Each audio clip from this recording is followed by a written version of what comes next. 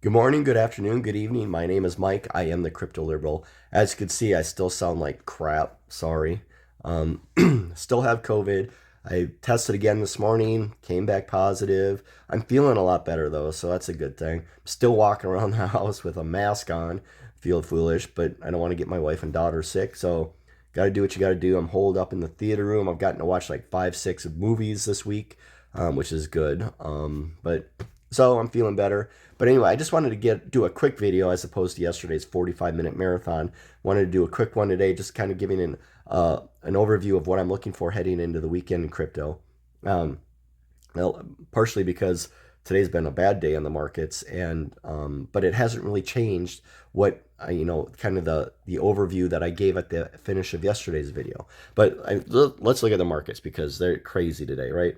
So the stock market, that's been brutal. So right, the Nasdaq's down 2.7, Dow down 1.1, S&P 1.7, the DXY is up, which is bad again, right? And that's kind of all related to I think the employment report that came out today, right? Employment came out stronger than expected, more jobs were created than expected.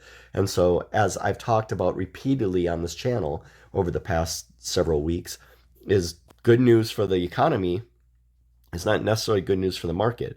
So, when more people are employed, that means that the inflation probably won't go down as quickly as expected. That means the Fed won't back off on their rate raising as quickly as people want as either. So that means the market goes down. And when the stock market goes down and the dollar goes up, well, crypto goes down with it. So right now, we're at 29.5 for Bitcoin right now.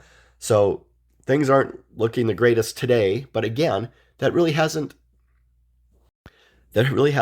changed my perspective from where I finished yesterday on yesterday's video. So let's take a quick look at that. Just a couple minutes to end yesterday's video. I want to just bring that back up because really it hasn't changed. So let's look at that real quick.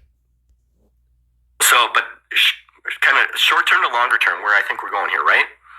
So let's expand this back out a little bit. And we're got to get back to the daily. That helps a little bit. God, look at that. Look at that support line. How beautiful is that? How beautiful is that? Okay, so I think it's kind of important to regain this 31.3 level. And hopefully we can do that this week, maybe tomorrow. We'll see. But we need to close above 31.3. And then honestly, again, I'm trading on the daily and the weekly charts. I don't trade 15-minute chart, hour chart, 4-hour chart even.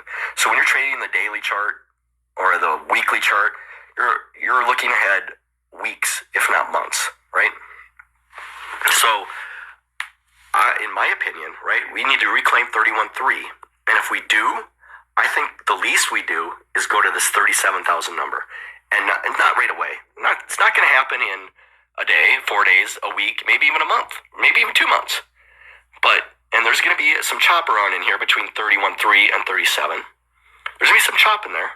And we're going to maybe go up to 34, back down to 32, and then up to 35, 4, and then down to 33. I mean, there's going to be chop in there, right? But the ultimate zone, I would say, is 37. And if we can surpass 37, I think the ultimate zone to look for is this descending level of resistance. And I've covered this in our previous channel. We'll cover it again in the future. Give me a like, subscribe, follow, hit the bell notification, right? Because we'll talk about this more, because this, in the end, is the ultimate resistance. And it's so perfect. It's so beautiful. It's just as beautiful as that ADA chart I just showed you, how perfect this resistance line is. Ultimately, that's the resistance line we're going to need to break. And it's descending, you can see, right? So by the time we get up there, maybe it's at 42.7, which you can see at the blue line there. Or maybe it's at 40, if we get all the way over here somewhere. But right now, I think the first thing you need to look for is, do we surpass 31.3 again? If we surpass 31.3, my next level of resistance is 37. And then after that, we're going to talk about it on my channel. And I hope you join me. I hope you join this journey because I'm so pumped. I'm feeling better just talking about it, right? COVID, screw COVID. I'm so ready to get over this and get back into it. This just gang busters. Is that whatever? Anyway, so 31.3 37 sometime, right? Not immediately. And then eventually that descending line. And I hope you follow me. I hope you subscribe and like this content, because we'll talk about it all the way up. But, and let's go back to the chart one more time. But I don't think we're going to go, right now, I don't think we're going to go back down to revisit this descending line of support that we bounced off for 23 days or whatever it was, right? I think to me personally, we're going to go to 37, and there's a decision to be made there. Okay. So follow that, and I still think all that holds.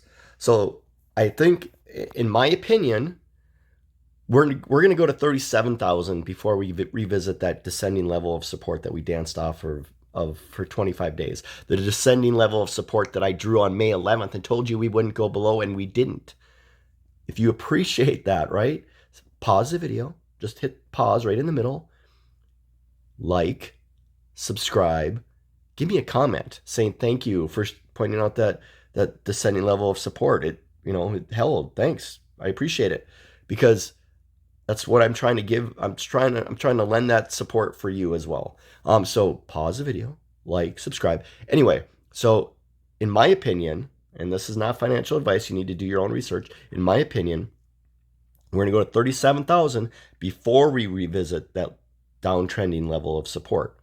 But here's the levels that you have to watch out for, or I'm watching out for. Okay, so let's go back to the chart real quick. So today, I think we need to finish, and I was telling you the same advice a couple days ago, right here, right? On this big red candle that we had on June 1st. I said we need to finish above 29.4, which will give us our first green weekly candle in the past 10 weeks. So if we can finish above 29.4 today, 29.4 tomorrow, 29.4 Sunday, I think we are going to get to 31.3 at some point. Maybe not this weekend, because weekends can be funky, but at some point soon. And if we can get above 31.3, then, and hold it for, a period of time longer than one day, like that's what I was telling you right here. We need to get above 31.3, and we did, and we need to hold it. We held it for a day and then went below, right? As soon as we get below 31.3, we crash down. But if we can get above 31.3 sometime in the next several days and hold it for, say, a week, I think 37 is baked in the cake, right? It's our ace in the hole, whatever metaphor I can use. And I think we hit 37 before we come down to this, back down to this level of support down here. Now, we could come down to this level of support, in my opinion, at any point, right? And in fact, I'm certainly not guaranteeing that we'll never go below it, right? Nobody can guarantee you anything. But I will tell you this again, because I'm going to say this every single day until I'm proven wrong or I'm proven right. Either way. Because I saw another person today that I didn't think was in this camp, but all of a sudden I find in this camp, who says we have to visit the 200-week moving average, which is between 20 and 22,000, somewhere in there. So, I think 99% of crypto Twitter is on that bandwagon, that we have to visit the 200-week moving average, which is at 20,000, before we can move up. The big money will not let that happen if everybody thinks it's going to happen. All the crypto Twitter influencers and YouTubers are telling you we have to go down to that level. And that means, out of the 100 of them, 95 of them are saying that. And out of those 95, they have tens of thousands of followers. So you think the big money is going to just say, okay, you're right, we're going to send it down to that level so everybody, those tens of thousands of people, can buy, and then we're going to send it to the moon and everybody will be rich. Tens of thousands of people will be rich. You think that's how this works? Think about it rationally. That's not how this works. So, as I've said, one of two options exist. We don't go down to that level and we go up from here, or we go to that level and hang around there for everybody to get their buys in. Oh, we told you we're going down to this level. We're great. Go to the moon now. And then they unleash the beasts and we go down to 15K, 14K, 12K, 10K, and everybody panics and everybody sells because they're not going to just let everybody buy in at 20K and then send it to the moon. If they get down to that level, they're going to make those people feel the pain too. And I'll feel double the pain because I'm buying in here. I dollar cost average today into ADA, and we'll touch on ADA in a second. But so I'm buying here. I'm dollar cost averaging here throughout. And because if you think about it rationally, if there's only two options, either we don't go down to 20K or we go well below 20K. Which do you think? Think about it yourself, because this is really who needs to make the decision.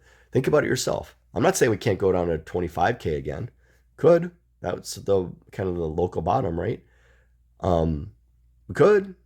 I don't think we're going to violate my trending level of support, and it's decreasing every day. So we could come back down there in a few weeks, back to 25. But I don't think we're going to hang around these levels long enough for that decreasing level of support to get down to 20K, so we could get down there and not violate my support line. So think about it rationally.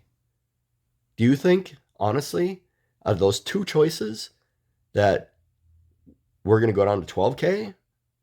Or do you think we just don't reach those levels? Think about it rationally. You need to make the decision. This is not financial advice. It's just my opinion. I haven't kind of not really steered you wrong yet. So that's kind of where we're at in the markets. To recap, we need to finish above 29.4 today, kind of every day until the weekly close. And if we do, I think in the next several days, we go up to 31.3 and hold that for a few days. Then I think 37 is inevitable before we revisit my trending level of support. I'll be the first to come on here and admit when I'm wrong, if I'm wrong. Okay. So ADA, real quick. I told you I bought some ADA today. ADA is such a steal. So let's look at the every week we buy $100 worth of ADA, Ethereum, and Bitcoin. And so far we've invested $400 in each of them, right? Well, look at this. I told you by the end of the year, a year from now and 5 years from now, ADA and Ethereum will outperform Bitcoin. ADA will outperform both of them, right? Well, ADA's already winning. I don't even need till the end of the year. ADA's already winning. And we've lost money in all of them, but ADA is beating Bitcoin. All these people that tell you Bitcoin, you have to invest in Bitcoin because Bitcoin dominance is going up and it's going to crush ADA and Ethereum and well, it's kind of crushing Ethereum right now, but not ADA. I told you, number one, ADA, right? Number one, that's my number one choice, ADA. And it's kicking Bitcoin's butt right now, because imagine we are in a bear market, or I don't like to use those terms. I don't like to use bear market, bull market. We are in a downtrend, and ADA's outperforming Bitcoin in the last 4 weeks since I started this little challenge. Imagine what happens when we go up. Imagine after the Vassal hard fork, which is less than a month away. Imagine. And the most bullish chart ever. Let's go in. Oh, I love this chart. You know I love this chart if you watch my channel. The ADA BTC pair, right? ADA BTC. We bring up the Coinbase chart. If we can find it here, there it is. Look at this. Where's my support lines here? Or my downtrending wedge. Oh, there it is. Okay, we need the weekly though, because that's how I drew this on the weekly. Oh, what did I do? No, I'm sorry. ADA, BTC, gotta try this again. And then find the Coinbase. Okay, and then we need to go to the weekly. Weekly. Okay, so let's look at this. Look at that. Oh, look at that downward wedge, descending wedge. Look at that. So if and when, this is it's such a bullish chart. If and when this maybe this week it happens, that last green candle here, right? If it breaks this upper level of resistance, and I'm not going to be able to tell you a price, right? Because it's per Bitcoin. So ADA's per Bitcoin is 0.0000 whatever. But when we break this resistance, ADA could take off. I mean, it could just go mega bullish. And with the Vassal hard fork, maybe that happens sooner rather than later. But this wedge, there's not much room left in this wedge. What, 1, 2, 3, 4 weeks at the most? 5, maybe? 5 weeks at the most? 5 weeks at the most left, which would make sense, right? That Vassal hard fork is like 3 weeks away. So I think, in my opinion, again, in my opinion, do your own research. I am not your financial advisor. But in my opinion, that upper level resistance on that ADA BTC chart is going to break. And then ADA is off to the races. So, get your bags full. I'm looking in my couch cushions here for coinage. I'm trying to sell some sports cards, some beloved sports cards, a one-of-one sports card.